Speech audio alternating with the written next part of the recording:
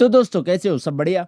Robert Downey junior, जिन्हें हम सब बचपन से जानते हैं as an Iron Man, a legend, the face of the Marvel Cinematic Universe, वही जनाब हमें मिलने फिर से वापस आ रहे हैं, बट एक हीरो की शक्ल में नहीं बल्कि सबसे बड़ा खतरा बन के।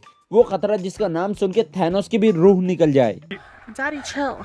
जी हाँ, मैं बात कर रहा हूँ विक्टर वॉन डूम की, जिसे हम सब डॉक्टर डूम के नाम से भी जानते हैं। एंड जो भी तुम इस कैरेक्टर के बारे में जानते हो वो सब भूल जाओ, क्योंकि ये टोनी स्टार्क नहीं है बल्कि आरडीजे के वेरिएंट में डॉक्टर डूम है, जो कि खुद अपने फैंटास्टिक फोर के read Richard and iron man का सबसे बड़ा राइवल है। एंड आज की इस वीडियो में हम यही जानेंगे कि इस कैरेक्टर के पास कौन सी ऐसी एबिलिटीज एंड पावर्स है जो इसको एमसीयू का सबसे पावरफुल कैरेक्टर बनाती है।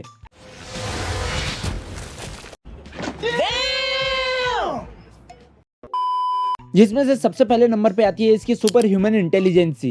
देखो, कोई एक ऐसी चीज है जो डॉक्टर डूम को डॉक्टर डूम बनाती है तो वो है उसकी सुपर ह्यूमन इंटेलिजेंसी। एंड उसका दिमाग ही उसकी सबसे बड़ी पावर है, जिसकी वजह से इसको मार्वल यूनिवर्स का one of the smartest characters में से एक माना जाता है। एंड रीड रिचर्ड, जो कि मार्वल के स्मार्टेस्ट कैरेक्टर्स में से एक है, तो ये उसको भी कई वक्त भारी पड़ चुका है, क्योंकि डूम ने कॉमिक्स में एक बार को द थिंग के ह्यूमन फॉर्म को वापस ला लिया था। एंड यही चीज हमें 2005 में द फैंटास्टिक फोर में देखने को मिला था। ये एक ऐसा काम था जो कि रीड हमेशा से करना चाहता था, जिसमें हर बार कोई ना कोई दिक्कत आने की वजह से वो फेल हो जाता था। विक्टर ने मास्टर किया हुआ है field of robotics, physics and genetics में, जिसकी मदद से उसने डूम बोट्स तक बनाए हैं, जैसे अपने टोनी ने खुद के लिए आयरन लीजन बनाया था। एंड इसका खौफ पूरे मल्टीवर्स में चलता है, और यही डर की वजह से अपने ये बैगन आई मीन थैनोस ने भी उसके ऊपर अपनी नजर गड़ा के बैठा हुआ है। अब एक से लेके उसकी सेकंड पावर की तरफ बढ़ते हैं, जो कि आती है सोर्सरी एंड मिस्टिक आर्ट्स। देखो, डॉक्टर डूम की पावर्स की बात हो रही है एंड सॉर्सरी की बात ही ना हो तो ये सबसे बड़ी शर्मनाक बात होगी। एंड उसको सॉर्सरी किसी और से नहीं बल्कि उसकी माँ के वजह से ही मिली है,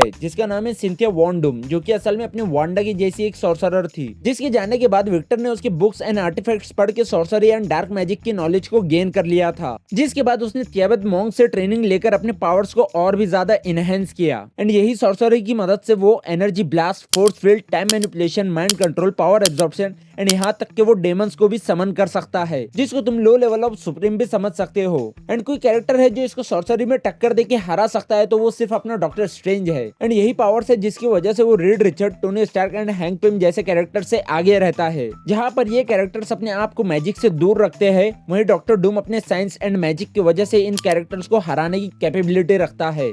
जिसके बाद आती है उसकी थर्ड पावर, जो कि उसका आर्मर है।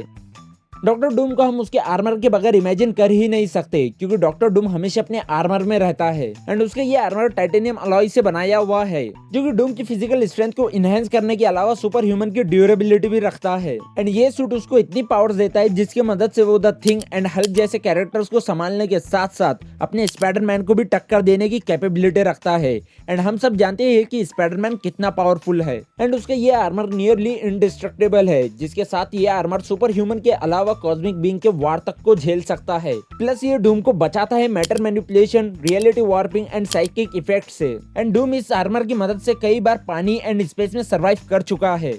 जिसके बाद हम उसकी फोर्थ पावर की बात करें तो वो आती है टाइम ट्रेवलिंग। जी हाँ, आपने सही सुना, डॉक्टर डूम टाइम ट्रेवल भी कर सकता है, वो भी सिमिलरली कैंग द कॉन्करर के जैसा। एंड इस पावर के दर्शन अपने को 1962 की द फैंटास्टिक फोर इशू 5 में देखने को मिले थे, जहाँ पर वो टाइम ट्रेवलिंग करते वक्त अपने कैंग से भी मिला था। एंड एक बार को कॉमिक्स में डूम ने टाइम ट्रेवलिंग करके पास्ट को भी चेंज किया था, वो भी कोई अल्टरनेट टाइमलाइन क्रिएट किए बगैर। तो हाँ, अगर उसके प्लान के हिसाब से कोई चीज नहीं भी चली तो वो उसे पास्ट एंड फ्यूचर में जाकर तक के चेंज करने की कैपेबिलिटी रखता है, वो भी without creating an alternate timeline. जिसके बाद हम अगर फिफ्थ नंबर की बात करें तो डॉक्टर डूम किसी भी कैरेक्टर्स की पावर्स को चुरा सकता है। एंड ये पावर्स उसकी टॉप लिस्ट में आती है, जो कि उसने फैंटास्टिक फोर इशू 57 एंड 60 में बड़ी चालाकी से सिल्वर सर्फर को फंसाकर उसके पावर्स को चुरा लिया था। एंड यही नहीं, उसने अपनी प्यारी वांडा को भी कई बार अल्टरनेट टाइमलाइंस में कैद करके उसके पावर चुराया है। एंड अपने को जो स्टोरी अवेंजर सीक्रेट वॉर्स में देखने को मिलने वाली है, वो बहुत हद तक 2015 की सीक्रेट वॉर कॉमिक से अडेप्ट होंगी। एंड 2015 की कॉमिक में डॉक्टर डूम ने बियॉन्डर्स के पावर्स को चुरा के खुद बन गया था गॉड एम्परर डूम, तो शायद उसका ये रूप भी अपने को आगे चल के देखने को मिल सकता है।